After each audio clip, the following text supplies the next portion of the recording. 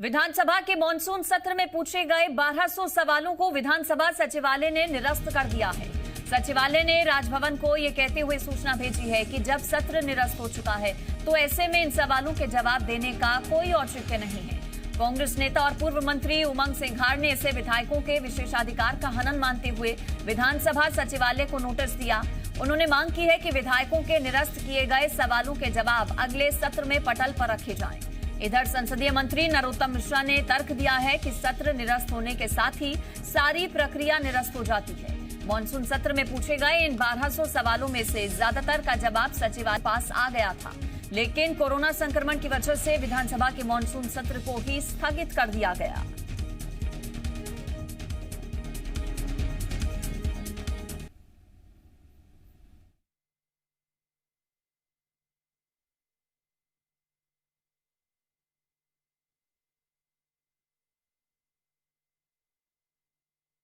विधानसभा के मॉनसून सत्र में पूछे गए 1200 सवालों को विधानसभा सचिवालय ने निरस्त कर दिया है।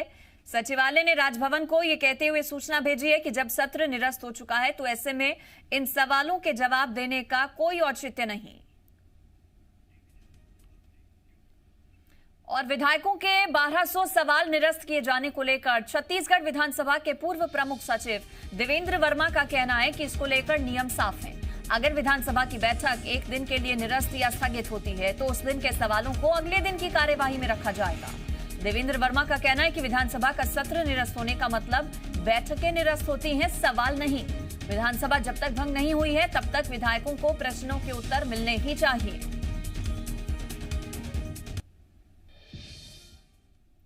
मुझे लगता है कि विधानसभा सचिवालय का यह निर्णय प्रश्नों की तारतम्य में या प्रश्नों के अनुरूप प्रतीत नहीं होता, क्योंकि प्रश्नों को प्राप्त करना ये अभी विधानसभा विघटित नहीं हुई है, तो प्रश्नों का उत्तर प्राप्त करना सदस्यों का अधिकार है और वो प्राप्त होना ही चाहिए। सत्र निरस्त हो गए से आशय यही है कि बैठक निरस्त हो गई है, समस्त बैठकें निरस्त हो गई है, तो उनके प्रश्नों के उत्तर तो सदस्यों को मिलना ही चाहिए।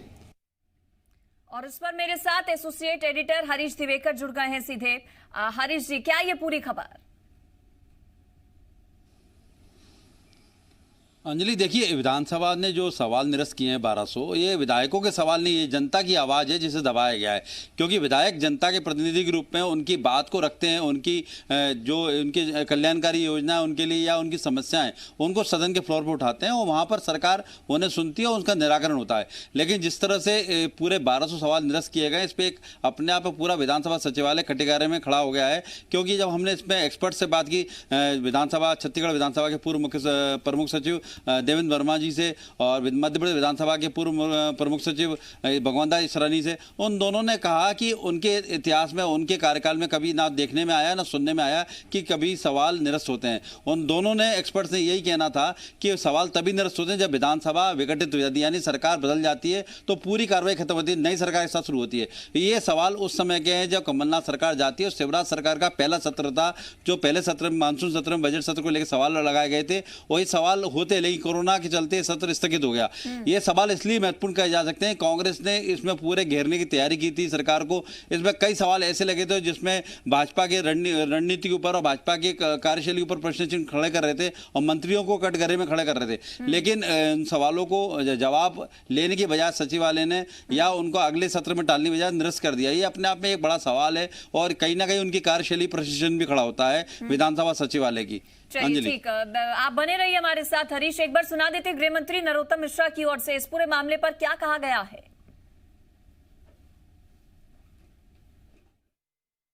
उसमें यह आता है कि जो सत्र निरस्त होता है उसकी पूरी प्रक्रिया निरस्त हो जाती है, उसके सारे प्रश्न निरस्त हो जाते हैं, ध्यानाकर्षण, शून्यकाल, स्थगन जो भी होता है उस सत्र का सभी निरस्त हो जाता है।